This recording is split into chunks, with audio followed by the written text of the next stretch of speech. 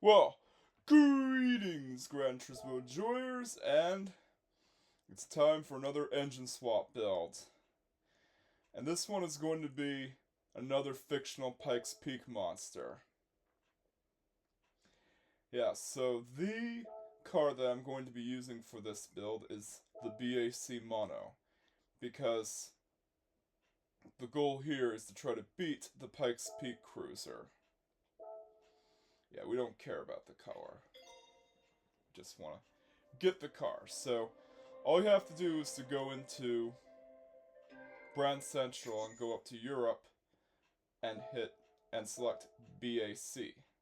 That's all you need to do. And then, after that, head on over to GT Auto, Car Maintenance and Service, and apply the engine swap. Keep in mind, you have to be in collector level 50 to have purchasable engine swaps. But you can still get them in roulette tickets. So, get the Suzuki engine swap. Yeah, this is the engine swap for the Suzuki Vision Gran Turismo GR3. Alrighty.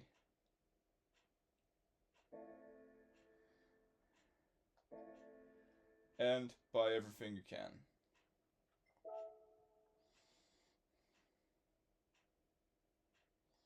Yeah, so once you head on over to the tuning shop, buy everything you can. Yeah. Get a power restrictor ballast just in case you need to use it in power restricted events. And for this build I'm going to use the high RPM turbocharger. Yeah, and increased body rigidity.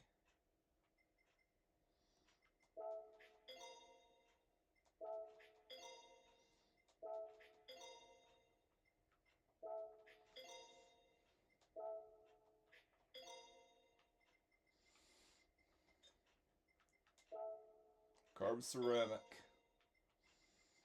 My golly, this is a really powerful build. So yeah, there's not much you can buy. Let's see. It's hard to find the brake balance controller sometimes. Because, yeah, it is a race car engine swap. But anyways, let's see the Yoshimura GSX-CA in action. Well, here it is. This version of the BAC Mono is known as the Yoshimura GSX-CA. CA stands for Can-Am. It's not a random naming choice, by the way. But anyways, you want to hear the story behind this swap? Well, Bobby Fletcher bought a crash-damaged BAC Mono that was running the BAC Mono Cup. So, she bought it for her junkyard display, which is kind of similar to Dale Jr.'s junkyard display, but she felt that she could use it for a Pikes Peak build, as she got inspired by Orion to do so. So, what did she do? Sorry about the pings, by the way. Well, she got her crew to try to fix it up. And started a project. And even got in touch with Pops Yoshimura. That's the Yoshimura that is known to tune superbikes. I gotta get Discord off of there. There, that's much better. And she requested that she make a V8 out of 2 Superbike engines. Yeah. Yoshimura used 2 Suzuki Hayabusa engines, and on top of that, they also had 2 turbochargers to produce 788 horsepower, nearly 790 horsepower. So yeah, not only was it a fully restored BAC Mono racing chassis, but it was also turned into a Pikes-Peak monster and became one of the fastest cars in the Unlimited division. Although, it doesn't have the usual big wing, because, well, it's a super lightweight monster as it is, and it already has a substantial amount of downforce thanks to it having a rear wing and carbon fiber body. So yeah, it's pretty lightweight and fast. But will it be fast enough to beat the Pikes-Peak Cruiser? Well, let's give it to our test driver, which is the same driver that built this car. So let's go! Some say that she has higher tolerances to G-forces than the average fighter jet pilot, but all we know is she's called Bobby Fletcher.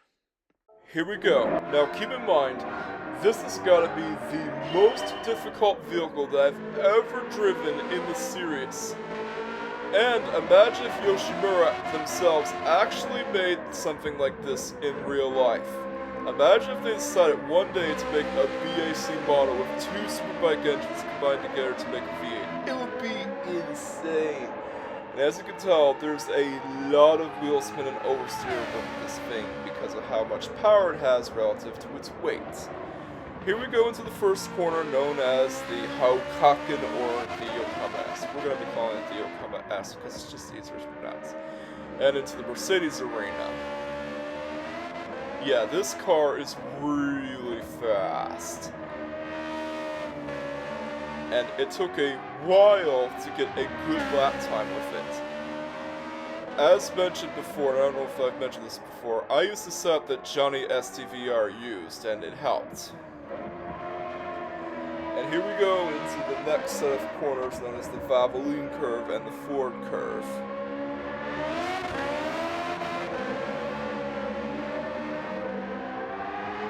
Yeah. Then going into the Dunlop corner. The Dunlop curve. And into the Michael Schumacher S. Yeah. It's hard to control. Here we go into the Michelin curve.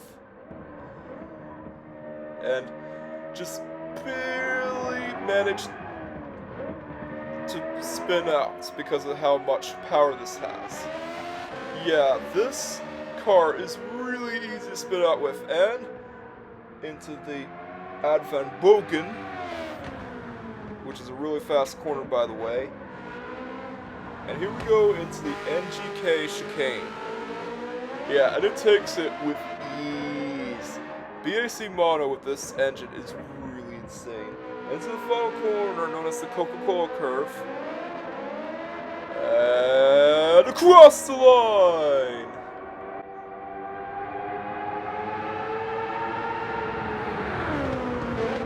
Now, let's see where this insane lightweight Pikes-Peak monster goes on the leaderboard. And it did it in a 158.880! Yeah! It finally set a new record and beat the Pikes-Peak Cruiser. I wasn't expecting it to do it, but there you go. The BAC Mono with this engine is really fast. Yeah, it is now the fastest vehicle on the leaderboard.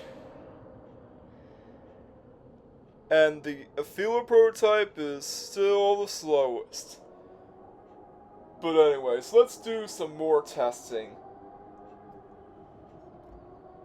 Oh, and by the way, that lap record took me a while, and if you haven't noticed already, I used the set that Johnny SDVR used. I'll credit him and link the setup in the description. So yeah, the car itself was known to be very hard to drive, and I didn't want to add ballast since in the lore description it's supposed to weigh less than 600 kilos. So I didn't want to use ballast. And the car is known to oversteer like it's no one's business. Yeah, it can oversteer on a dime. But I managed to beat the Pikes-Peak Cruiser. I managed to get a sub 2-minute lap time, which is a first for this video series. But anyways, here's an experiment. How fast can it lap the Scuba Circuit, or Scuba Circuit, or however you want to pronounce it? Yeah, the record holder is the HKS TRB-03. But can it beat that? Well, let's find out.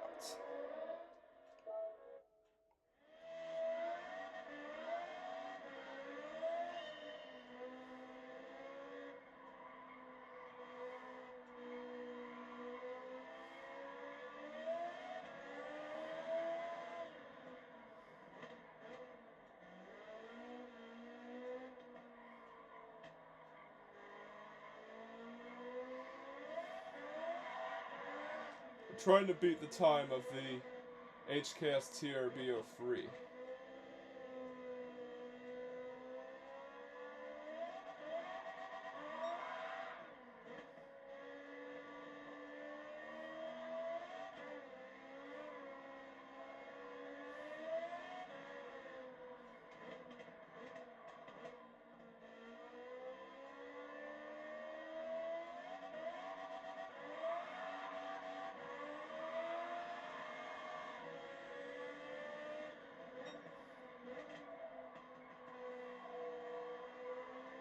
Not quite.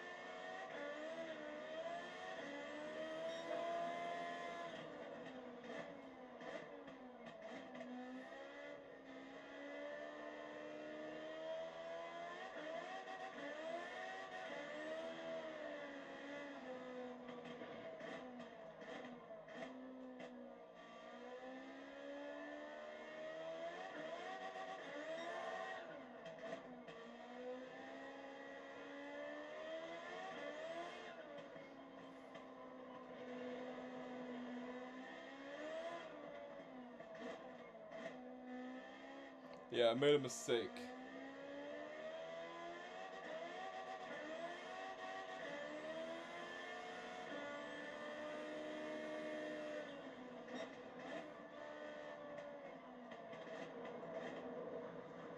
Looks like we're gonna have to restart, because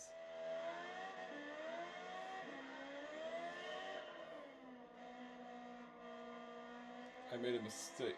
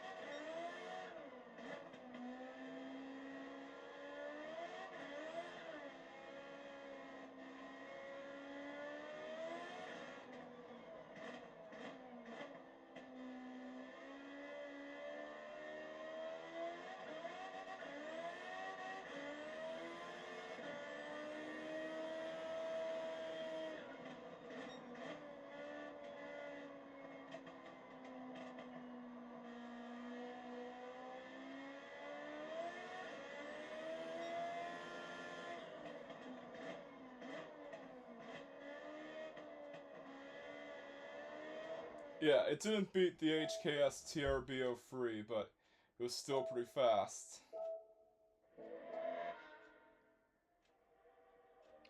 At 55,865, so yeah. It laps the Tsukuba circuit pretty fast, but the HKS TRBO3 was a high downforce monster that was barely anything like the car that it's based on and used racing slicks. But anyways, let's do the top speed run. Yeah, I could have gotten a better line, but I'm using a controller. And if you're going to use a controller, well, you're going to have a hard time doing lap times and trying to find the best line. So yeah, I did my best on a controller. Still.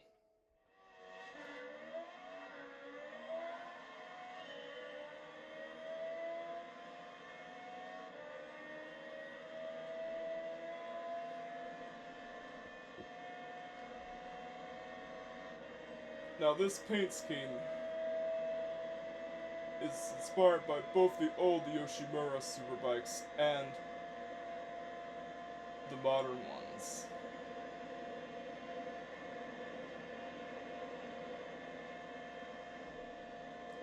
Yeah, keep in mind, use it. It basically has two Suzuki Hayabusa engines put together to form a V8. So it's pretty crazy.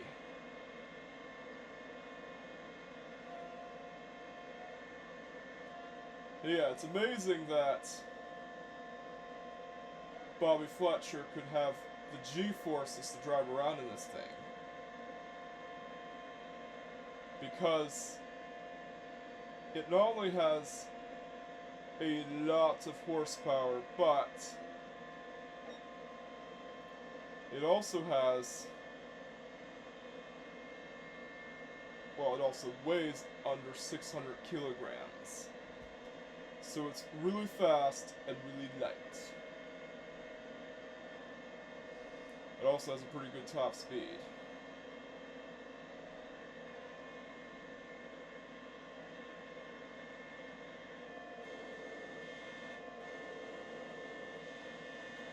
Yeah, no wing cam, by the way.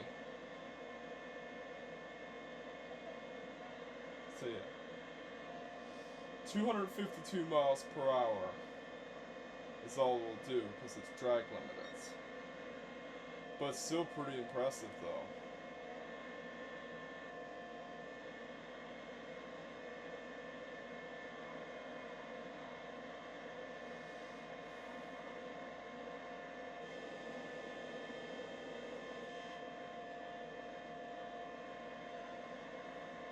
Yeah, it seems that some of the fastest Pikes-Peak cars always have to have a Suzuki engine based on a Suzuki.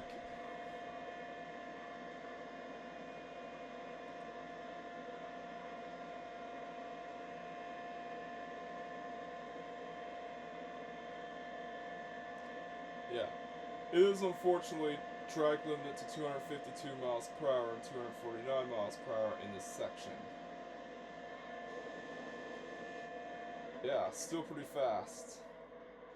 But wait, there's more. There's a bonus build in this video, so let's take a look at it and see what it could possibly be. Here we go. Let's see what this bonus build is.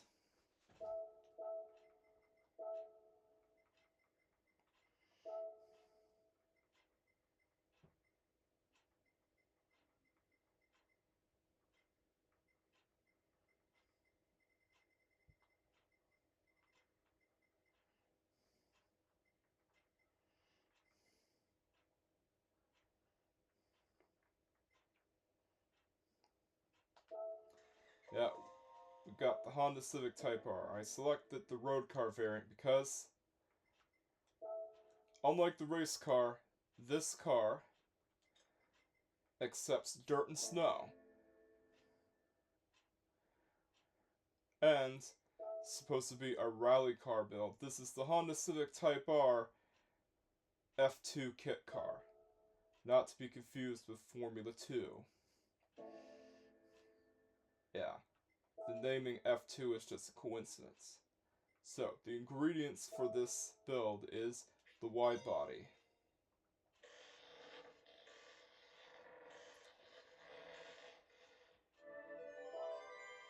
and the engine from the garage, or,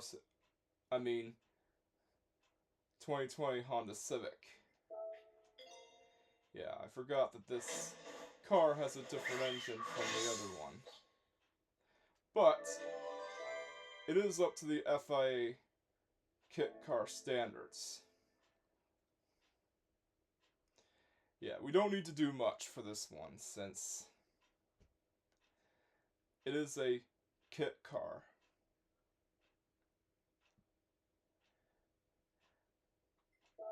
Yeah, and they're supposed to be up there with the other rally cars.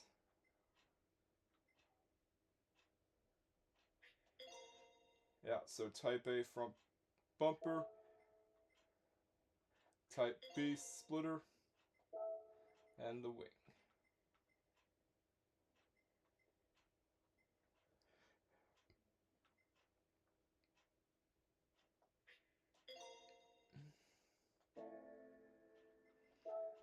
Of course, don't forget the OZ racing rims.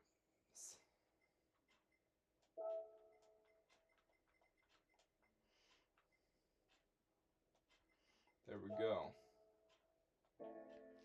Yeah, for those of you who don't know what F2 kit cars are, they are purpose-built front-wheel drive rally cars. They are supposedly supposed to be slower than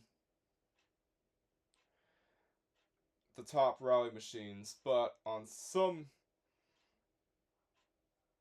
courses, like tarmac only rally stages, they ended up being faster because they're just really lightweight. And what forced the FIA to introduce a new rule set for 2000.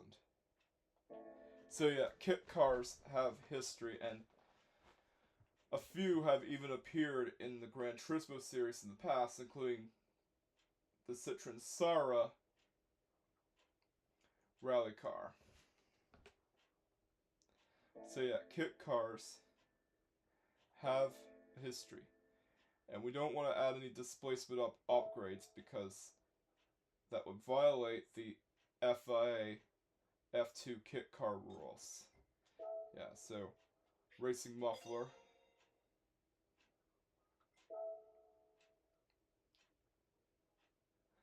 Yeah. Racing air filter.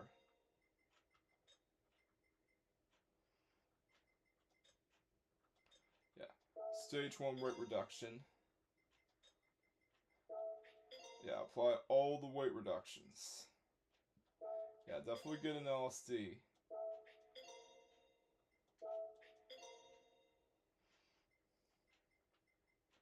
And because this is a kit car, we could actually purchase the fully customizable racing transmission since it acts like a sequential gearbox. Yeah, we definitely do need the power restrictor to get it up to the FIA rules. No ballast though. Just the power restrictor.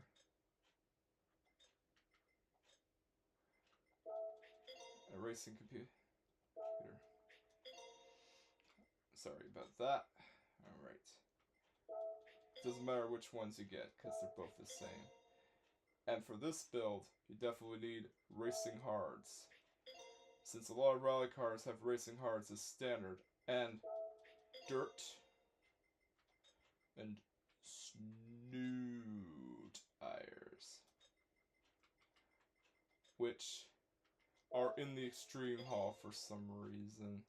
Don't ask me why. Yeah, also gotta purchase the steering angle adapter and hydraulic handbrake. So.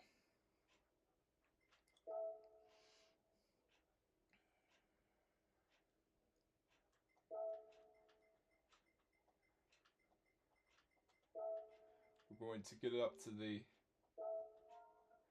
FA kit car rules. Yeah.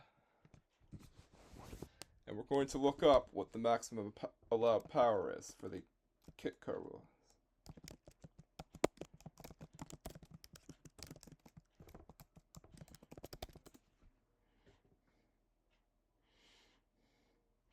Yeah, 280 to just under 300 horsepower, so we have to restrict the power.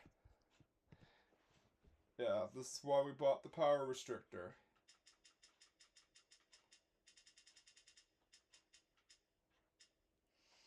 Yeah, that's good enough. 290 horsepower.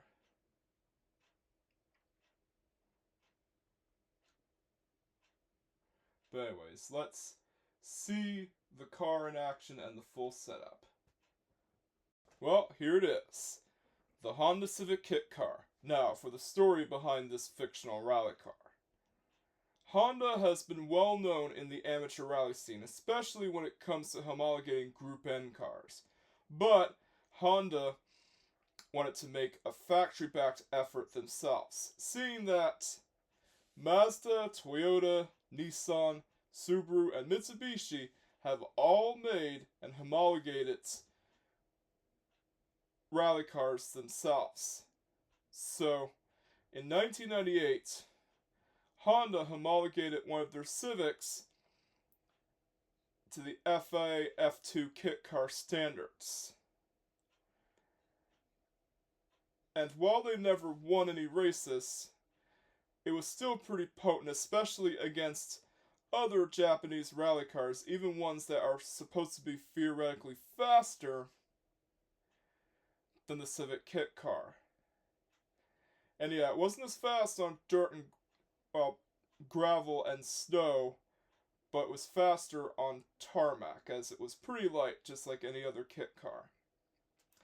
So yeah, this is basically what it would be like if Honda actually made a car to meet the FA F2 kit car standards.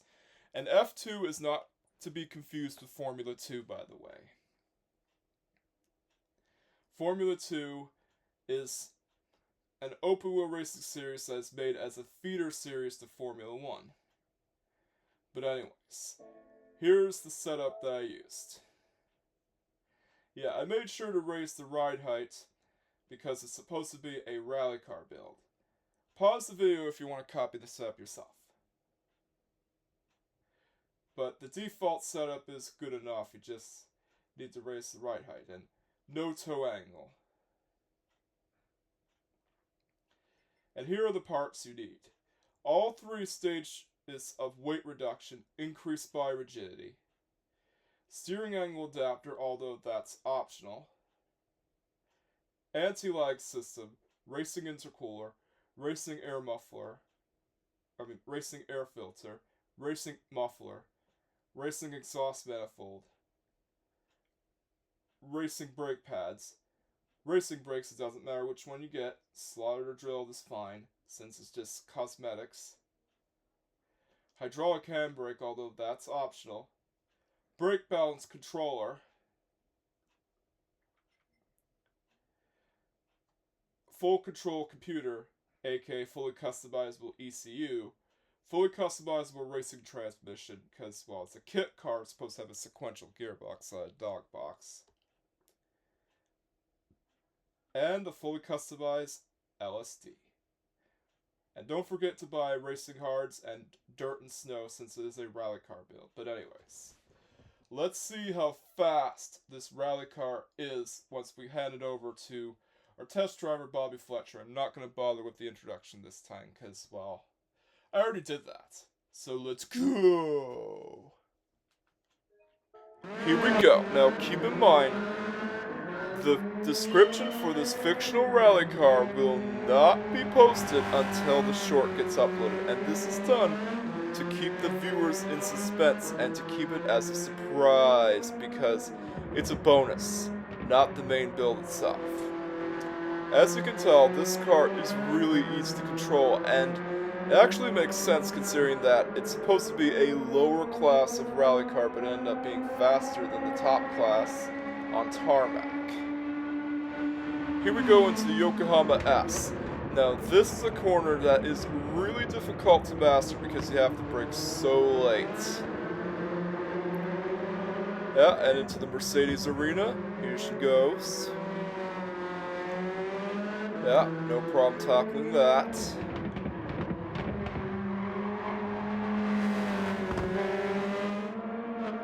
And after that is the Valvoline curve and the Ford curve.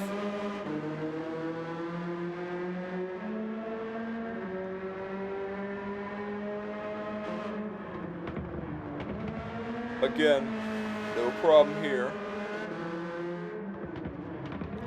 Yeah, glides that way at the corners just like that. It's got a lot of grip. Yeah, and up next is the Dunlop corner, aka the Dunlop K.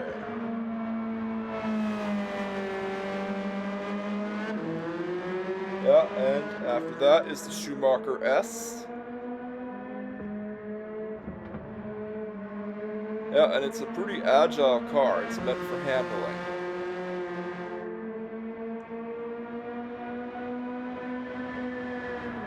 And here we go into the, well, what's called the Warsteiner curve.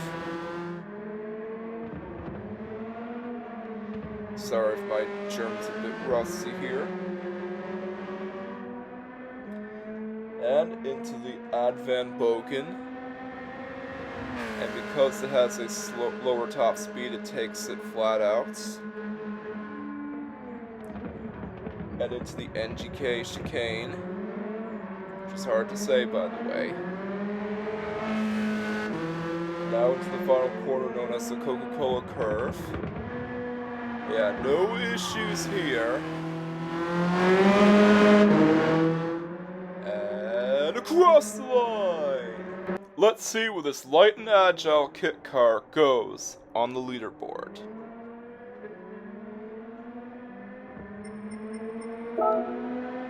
The Honda Civic kit car did it in a 216 926.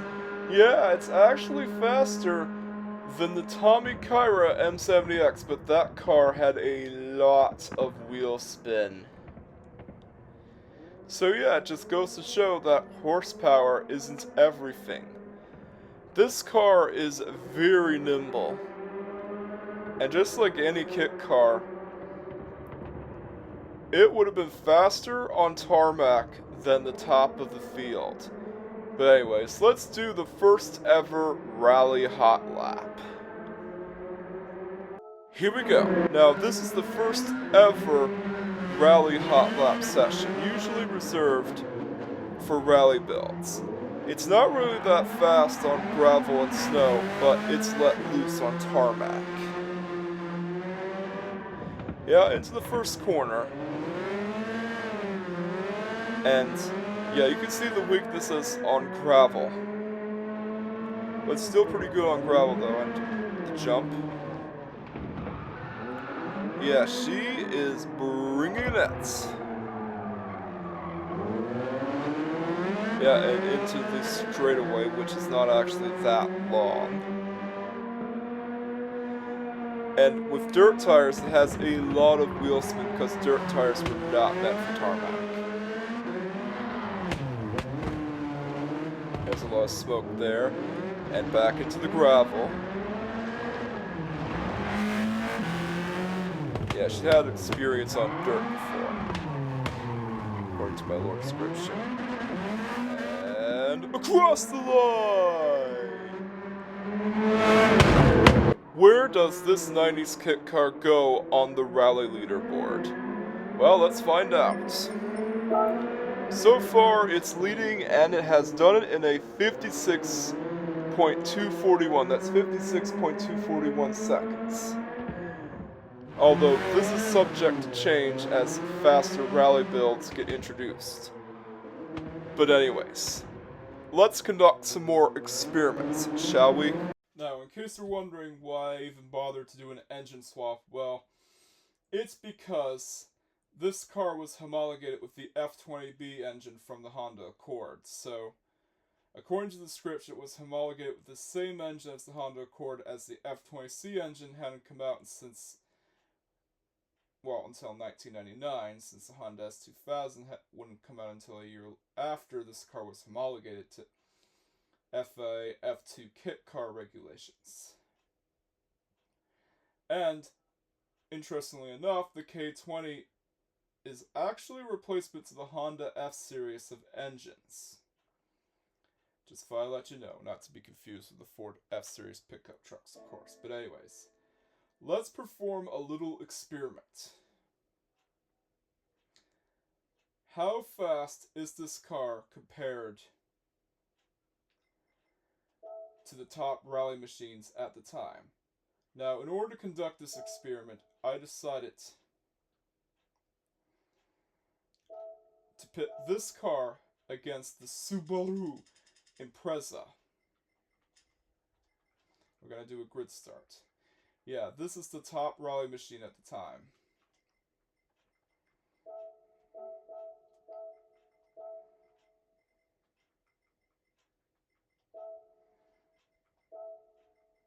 Yeah, and I already did a 4-lap test, which is why I got more credits than last time, so that's why I got a little more credits, because I already did a longer test, but I'm going to do a shorter test, though. Whoops. Forgot to set to the default settings, since I was trying to test this car and do a top speed run on Daytona, but found out that Daytona wasn't actually a good track for top speed runs. It's a fast track, don't get me wrong, but it's not well suited for top speed runs.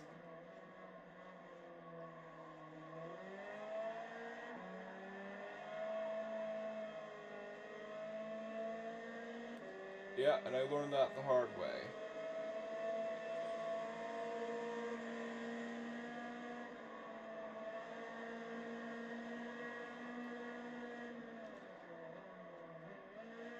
Yeah. The FIA F2 kit cars were actually faster than the top rally cars on tarmac, as they were much lighter, and this was not a good look for the WRC, as the top rally machines, which are the purpose-built WRC cars, were supposed to be the fastest, and the FIA eventually did something about this and changed the rules in 2000. So it's no wonder why the FIA got upset at these F2 kit cars beating the top of the board.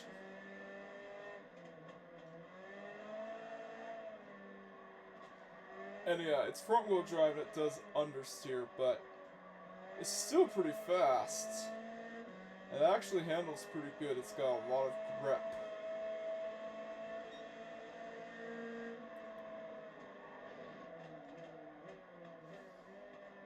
Yeah, it makes you wonder if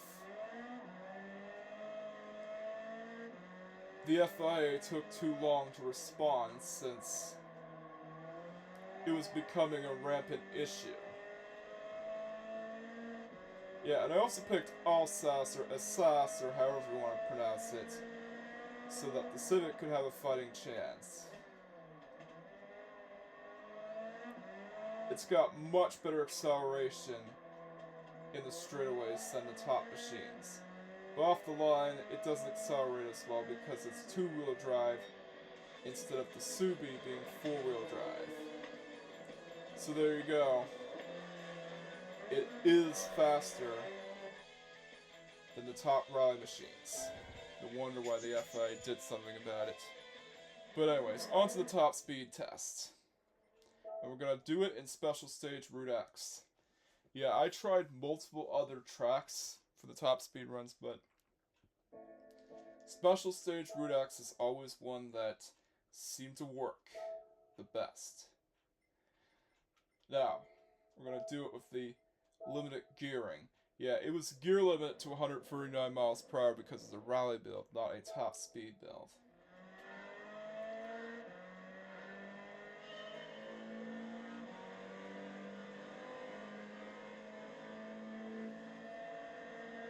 I want the machine test back, because it would actually be useful for testing all of my builds to see which one is the best.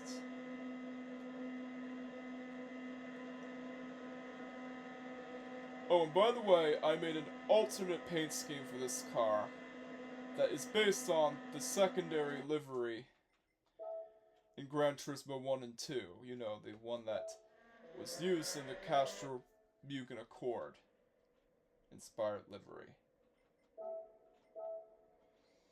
It was also used in the Castrol Tom Supra, an alternate color at least.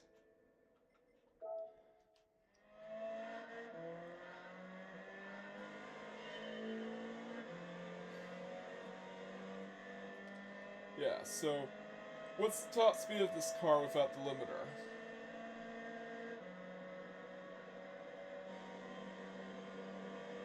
We're gonna find out.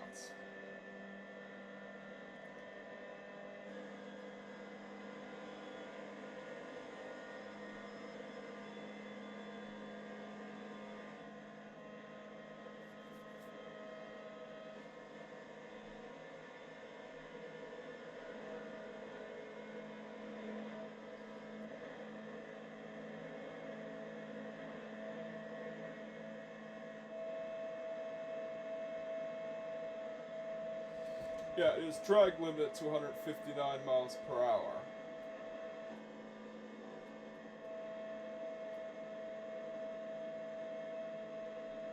Yeah, and it's supposed to have downforce because it is a kit car, and kit cars are known to handle well in the corners.